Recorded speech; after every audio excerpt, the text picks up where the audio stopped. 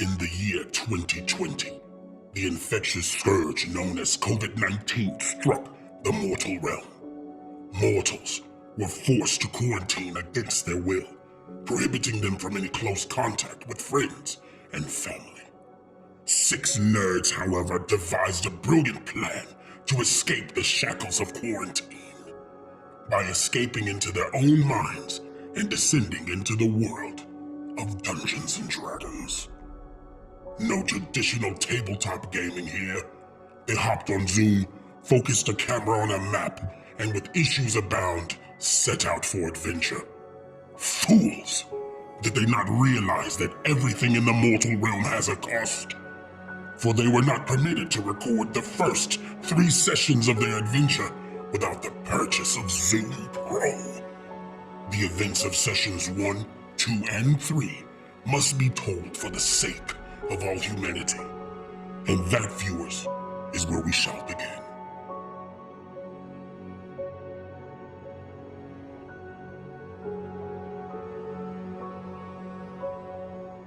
Gundren Rockseeker needed muscle. The discovery that he and his brothers had made was far too large not to take necessary precautions.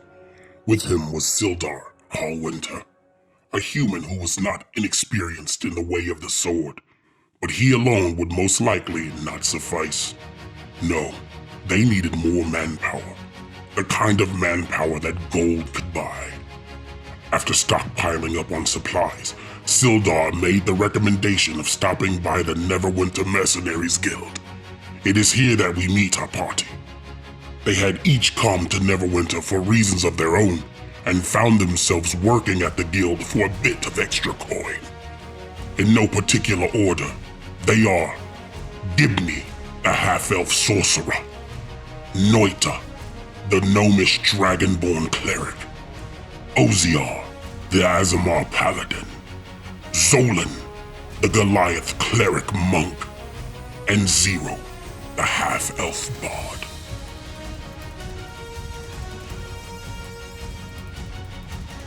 For 10 gold each, the party was hired to escort a wagon full of supplies to Barben's Provisions, a trading post in the old mining town of Phandalin to the southeast. Upon arrival, the party would then stay hired on as a security detail. Neither Gundren nor Sildar would offer up any further details and insisted upon leaving for Phandalin post-haste. The deal was struck, and the party began making the necessary preparations. The party headed south along the high road, eventually veering east along the Tribord Trail. The journey had taken a couple of days and was nearly entirely uneventful. The party was in good spirits, but knew that the area was prime for bandit attacks, and as such, they proceeded with caution and haste. The party was within less than a day's ride from Phandalin, and curiosity about their new job had begun to reach a fever pitch. What would they be doing, and where? What was it that Gundren wanted them to guard? Perhaps this would be the beginning of something much bigger.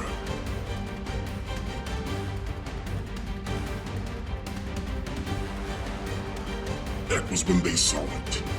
There, about 50 yards ahead of them on the trail, was a grisly sight.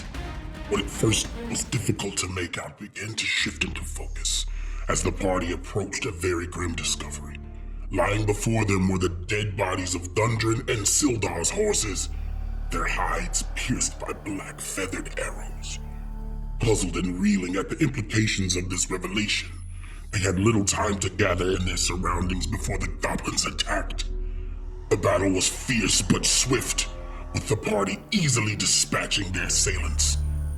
But what had happened to Gundren and Sildar? Their horses had been looted. There was nothing left of their employers. But the goblins had to have come from somewhere. Perhaps there was a base of operation nearby. A search of the scene uncovered a game trail leading north into the surrounding woods.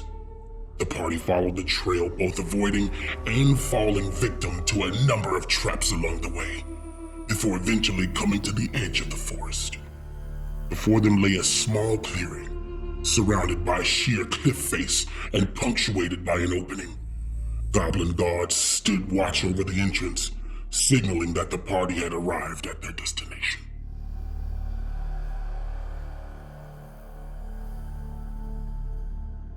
If Gundren and Sildar had been captured, they must be inside the cave. With a combination of stealth and overwhelming force, the group decimated the exterior guard and began their trek inside the cavern. Shortly upon entering, the group encountered a pair of wolves, chained to stakes driven into the cavern floor. Noita took pity on the beasts and provided them with fresh meat in the form of goblin corpses. During their feast, Noita used her magic to speak with the animals. One of the wolves proved to be particularly intelligent, so much so that out of gratitude, it offered details of the interior of the cave itself. Using the wolves' advice, the party found a chimney-like chute leading upwards in the cavern. Deciding that this would be a suitable backdoor into the depths of the cave, the party scaled the chute. While this tactic proved to be immediately perilous, as it placed the party directly into the quarters of the self-proclaimed king of this domain, Prologue, it would inevitably maneuver them toward their objective.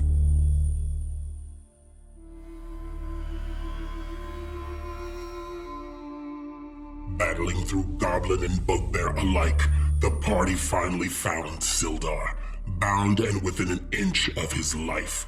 But there had been no sight of Gundren.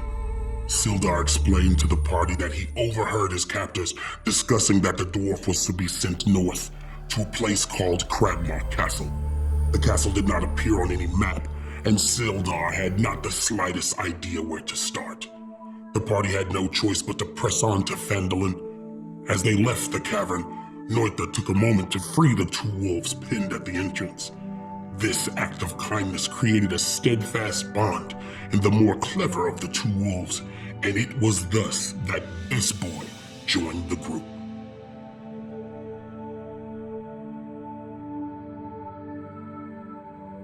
By nightfall, the party began to see the telltale signs of smoke rising from chimneys. Wild lands gave way to tilled earth, and the smells of town became prevalent.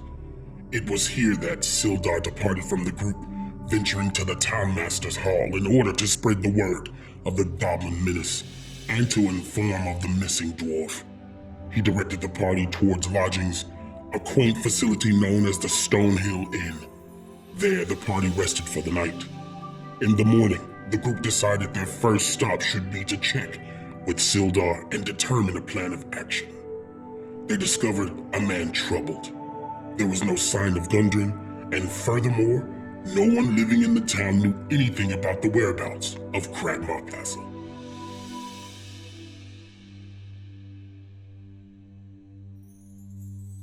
To complicate matters even more, in his possession, Gundren had a map that led to his great discovery, which was precisely where his two brothers, Nundro and Tharden, camped awaiting his return. Without this map, the Rockseeker brothers could not be informed of the fate of their brother.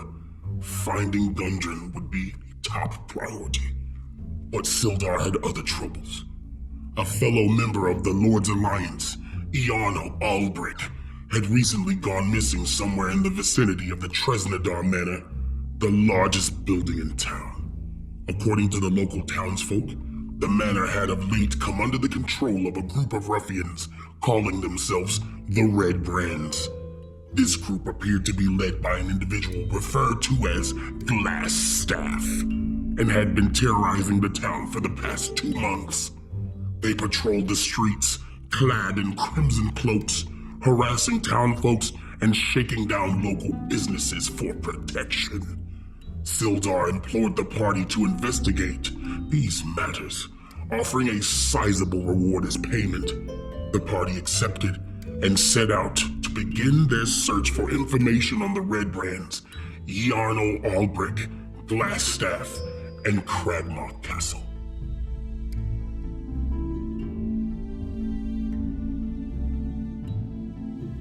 The people in town proved to be kind folk. Most of them were descendants of those who lived here generations before, back when the nearby mines had functioned.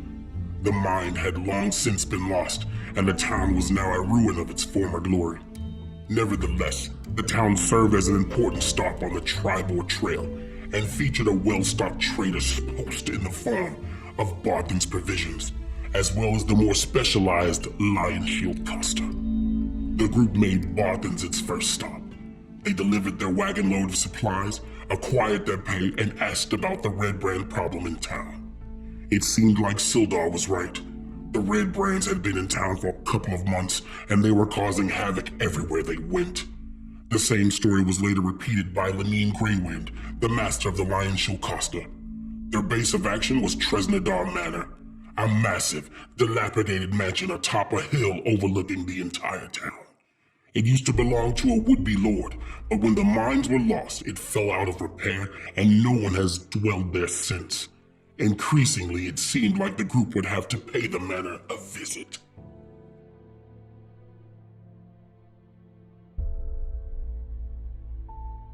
The party then ventured to the miners' exchange. Locals and prospectors alike still used the exchange to make land claims and exchange their hard-earned mineral wealth for more usable currency.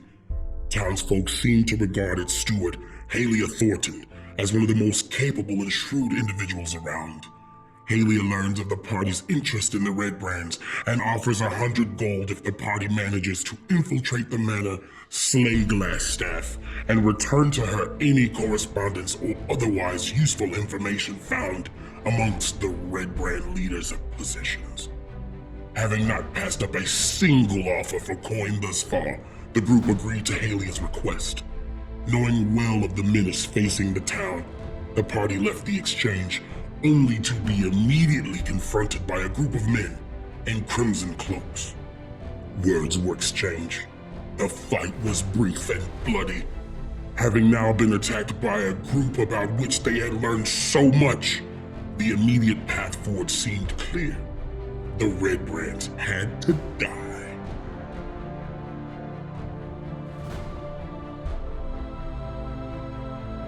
Halia Thornton had mentioned that the Red Brand Manor featured a basement, and the manor was placed on a hillside. The party began to recall a rumor that they had heard in the inn the night before.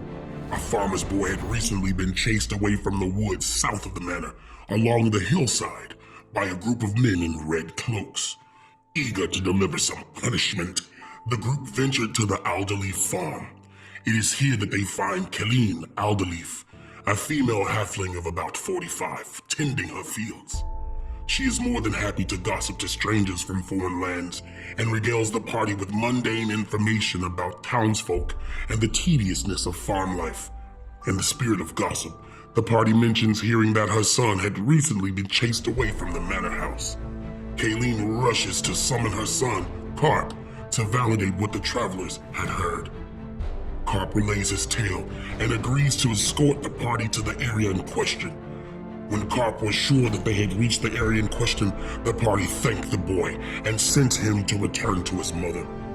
The group began to search the area and shortly came across a covering on the cliff face, painted to mimic the rocks nearby, beyond which lay a crevice leading into the dark beyond. And this is where you join these hapless fools well along their journey into the unknown.